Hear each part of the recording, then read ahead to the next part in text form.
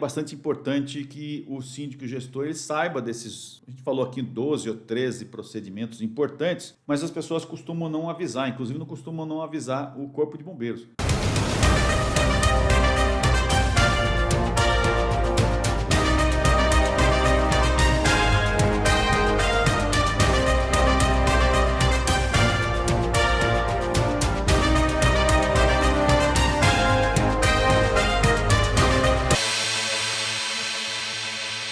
Olá, eu sou Carlos Cota e você está na Universidade do Fogo, seu canal de informações especializadas em engenharia de incêndio. Continuando aqui com perguntas de clientes e dos nossos alunos, nós vamos falar hoje um pouquinho a respeito de redes hidráulicas, hidrantes. E uma das perguntas que eu entendo que as pessoas, ou os gestores, ou os síndicos prediais não estão muito acostumados a lidar é quando você tem uma reserva de incêndio e essa reserva de incêndio é interligada com o consumo. Vocês sabem, vocês têm que fazer manutenção desse reservatório, tem que fazer a limpeza desta água e muitas vezes, por conta de desnível, é utilizado a reserva de incêndio fica numa determinada altura e a reserva de consumo em outra altura.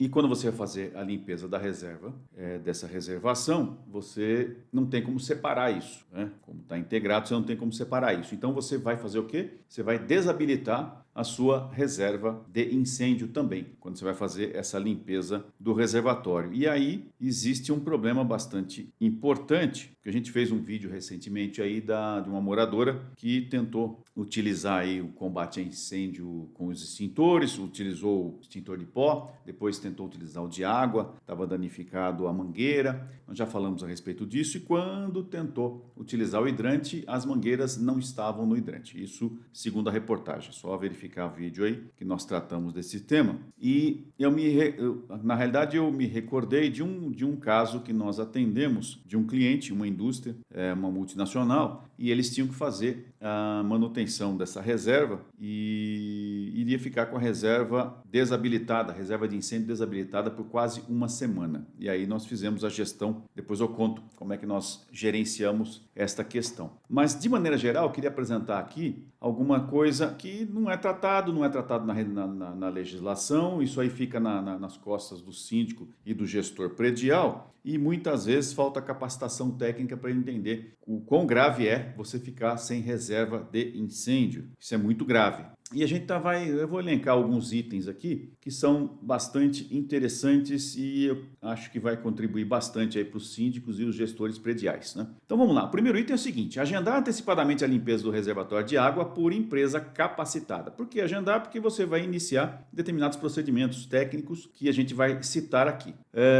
Programar o fechamento dos registros do barrilete, além de realizar a proteção adequada para o painel de comando da bomba de incêndio, já que a bomba de incêndio pode ser acionada inadvertidamente. Então você tem lá determinados dispositivos que podem acionar à distância a bomba de incêndio e essa bomba de incêndio vai entrar sem água. E aí você certamente vai queimar a bomba de incêndio e demais outros componentes. Esse acionamento remoto pode ser através, infelizmente, vou ressaltar aqui e reforçar, infelizmente, corpos de bombeiros aceitam botoeira liga e desliga nos hidrantes. Isso é um total absurdo. Isso aí serve para Bangladesh, para Delhi, para qualquer país de quinto mundo, mas num país em que a gente tem um dos melhores corpos de bombeiro do Brasil, e nós temos especialistas, e nós temos banco de especialista aqui na Universidade do Fogo, aceitar que exista botoeira liga e desliga para acionar a bomba de incêndio é um total absurdo. Depois eu vou falar a respeito disso, mas eu já não uso botoeira liga e desliga há mais de 20 anos, que é um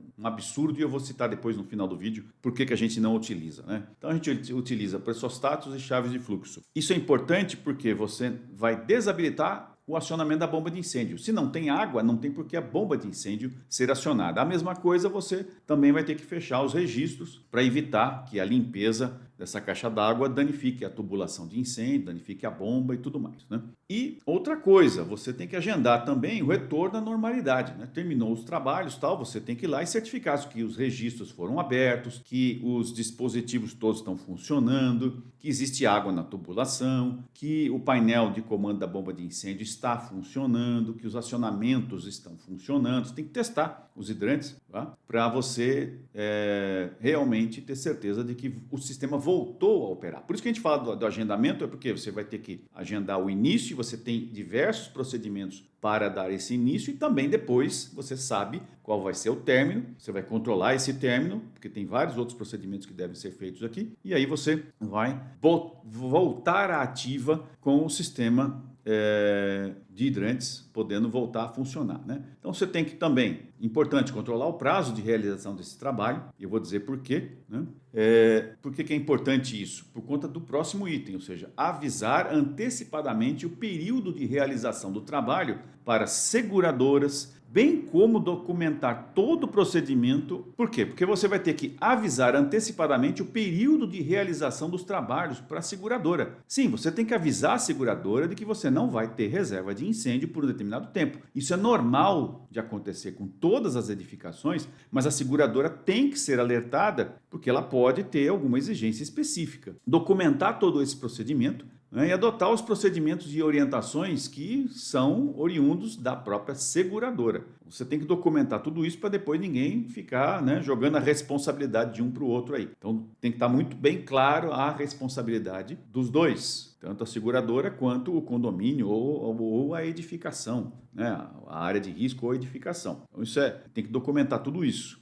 Uma coisa que ninguém faz, preparar documento para a unidade mais próxima do Corpo de Bombeiros, informando que a reserva ficará inoperante, esclarecendo o período dos trabalhos, apresentando croquis e o posicionamento do registro de recalque, que é importante para o bombeiro, ele já saber que está acontecendo essa edificação e vai ficar sem a reserva de incêndio, e também tentar identificar o hidrante público mais próximo. Então, você tem que documentar isso no Corpo de Bombeiros, informar o Corpo de Bombeiros que você não tem reserva de incêndio. Por quê? Porque também eles vão tomar determinadas ações, procedimentos gerenciais da parte operacional que são importantes. Então, ele não vai chegar lá e tentar acionar a bomba de incêndio, ele sabe que ele vai poder utilizar o registro recalque, ele sabe onde é que vai estar esse registro recalque, ele já vai se atentar com relação ao hidrante mais próximo, que você pode ter informado, ou você pode pedir para que ele informe para você, né?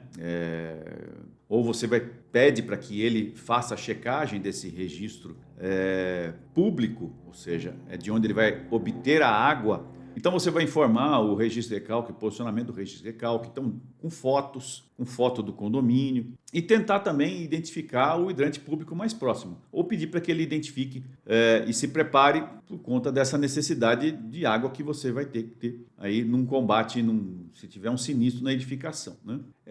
Outro ponto, reforçar os procedimentos a serem adotados em caso de incêndio na edificação pelo pessoal da portaria, tais como para onde ligar, informar o endereço corretamente, esclarecer que a reserva de incêndio está inoperante. Então você reforçar essa situação e reforçar os procedimentos que os brigadistas, que os porteiros, que os seguranças deverão adotar, né?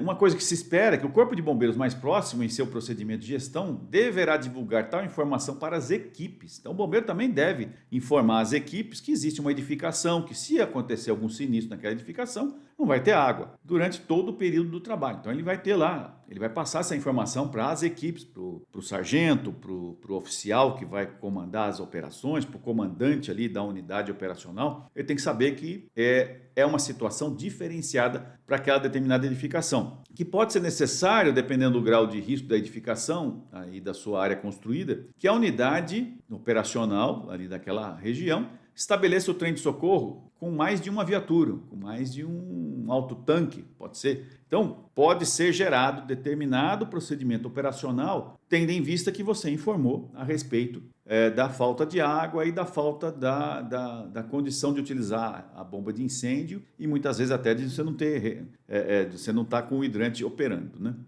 Para demais outras edificações não residenciais verticalizadas, o ideal é que seja realizada a contratação de um caminhão-tanque preparado para a utilização de mangueira de incêndio para ficar à disposição durante todo o período em que a reserva de incêndio estiver fora de operação. Então, já aconteceu 2 vezes, um prédio, uma indústria multinacional aqui em São Paulo. A gente fez a gestão, fizemos todos esses procedimentos e foi contratado um caminhão-tanque preparado com mangueira de incêndio, com as adaptações todas, né? As chaves, as empatações, né, das mangueiras, com os registros, tudo adaptado para utilizar a mangueira, porque muitas vezes alguns veículos tanque, né, os registros são diferentes, são de rosca com 5 fios, 7 fios, 3 fios, depende do tipo de caminhão, mas aí você tem que fazer uma certa adaptação, né? Então essa adaptação para que você receba a mangueira, possa ser conectada a mangueira adequadamente ali, né? Então isso também é importante. E teve um caso também que a gente fez no Rio de Janeiro, em que a reserva de incêndio foi liberado o evento, tá? Apesar das minhas críticas, o bombeiro liberou o evento, era num carnaval, então no mínimo 5 ou 6 dias aí que o evento iria acontecer. A gente pediu para contratar e nós fomos fazer os testes, verificação e toda a adaptação do caminhão-tanque. E quando chegou o caminhão-tanque, fizemos testes, treinamos os brigadistas para eles utilizarem. Como nós somos especialistas na área, a gente não pode brincar, né? A gente colocou lá, pediu e nós checamos e entregamos um caminhão-tanque lá, que numa eventualidade de um incêndio, ele estaria funcionando adequadamente. Então, isso a gente demorou uns 2 dias para poder fazer isso, era próximo do carnaval, né? Achar alguém trabalhando nesse momento foi bastante difícil, mas a gente conseguiu deixar pelo menos isso em termos de segurança. Então, é bastante importante que muitas vezes o especialista faça uma gestão próxima da edificação, analisando o risco e propondo soluções um pouco mais robustas, né? Para edificações residenciais, informar todos os moradores a respeito dessa manutenção, esclarecendo os riscos e relembrando demais procedimentos que a população usuária deverá adotar em caso de sinistro. Então, a população usuária ela deve saber que existe um problema, que não dá para utilizar o hidrante. Se ele tiver que utilizar, ele pode utilizar os extintores, os brigadistas também, se for o caso de levar mais extintores ali, né?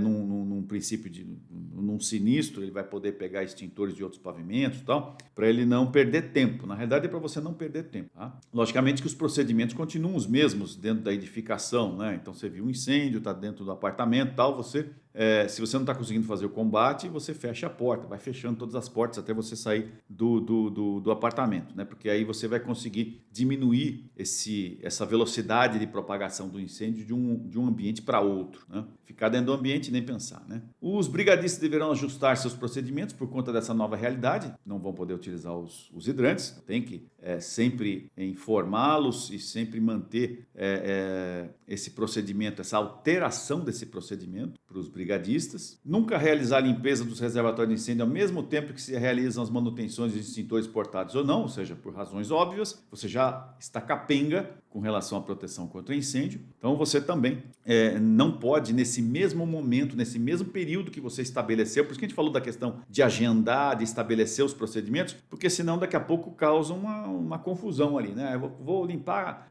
tem um verbo aqui, vou limpar a caixa d'água, vou fazer a manutenção da bomba de incêndio por algum vazamento, alguma coisa do tipo, beleza, tal, mas também vou fazer manutenção dos extintores. Não começa a inventar, faça um trabalho de cada vez, porque você já vai estar com um problema grave, já sem o hidrante se tiver um incêndio, e aí sem os extintores, pior ainda.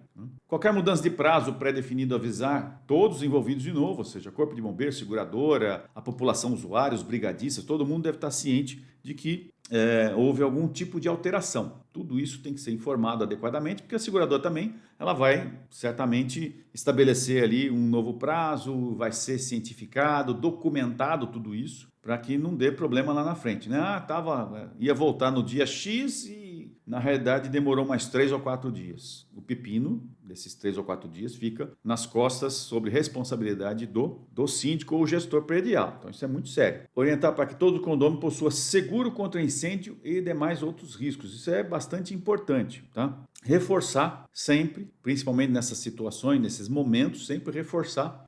Hoje os elevadores têm lá algumas telas com as informações, colocar isso como informativo e distribuir no grupo de WhatsApp, no grupo social que existe no condomínio, sempre reforçando de que o condômino deve ter seguro da sua edificação, seguro contra incêndio e contra diversos outros riscos, risco de pane elétrica, de quebra de vidro e algumas outras questões aí importantes que podem ser de determinadas características regionais, tá? Que pode ter alguma característica regional importante e o seguro é muito importante para isso. Então, é um assunto que a gente não vê, nunca vi ninguém falar a respeito disso e a gente vê que os síndicos, gestores prediais têm que fazer essa limpeza de reservatório e quando você tem reservatório conjugado, reservatório de consumo com de incêndio, você perde os dois reservatórios e aí você tem que disparar e tem que fazer uma gestão muito próxima para que você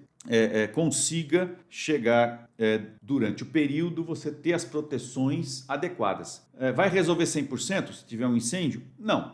Você vai ter lá os extintores, as pessoas treinadas, os brigadistas que vão fazer um primeiro combate. Mas se acontecer exatamente no período em que você está fazendo essa limpeza e você não tem, no caso de uma edificação horizontalizada, indústrias, shopping centers ou alguma coisa do tipo que você pode ter um caminhão-tanque ali, né, se for térreo, né?